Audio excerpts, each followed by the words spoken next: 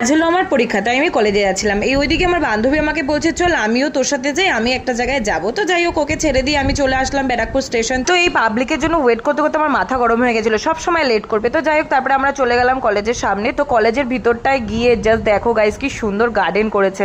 আর এর কথা তো আমি বলবোই না, সালা প্রতিদিন লেট করে আর কিছুই না। তো তাই যাই হোক, তারপরে এটা হলো আমাদের মেকানিক্যাল ডিপার্টমেন্ট। আমি এবার যাচ্ছি কলেজে পরীক্ষা দিতে। আমাদের যে রুম নাম্বারটা দিয়েছিল সেখানে ঢোকার পর আই এম তো অবাক ভাই, সবাই এসে গেছে আর সবাই প্র্যাকটিক্যাল লিখতে ব্যস্ত, মানে এত ব্যস্ত, কারণ সারা বছর তো এরা লিখবে না, এই টাইমে তোদের লিখতে হবে। তো যাই হোক, তারপরে আমরা সবাই মিলে চলে গেলাম ক্যান্টিনে মেনলি আমরা ঘুরতে যাইনি, আমরা গেছিলাম অ্যাসাইনমেন্ট লিখতে, কারণ আমাদের লেখা সবার কমপ্লিট হয়নি। তো যাওয়ার পর সবাই মিলে একটু ফটো তুললাম, কারণ ক্যান্টিনে গেছি বলে কথা, কলেজ ক্যান্টিন। তো এদিকে আমার বন্ধু একটু হাই করছিল, কারণ উনি একটু ফাঙ্কি বয়।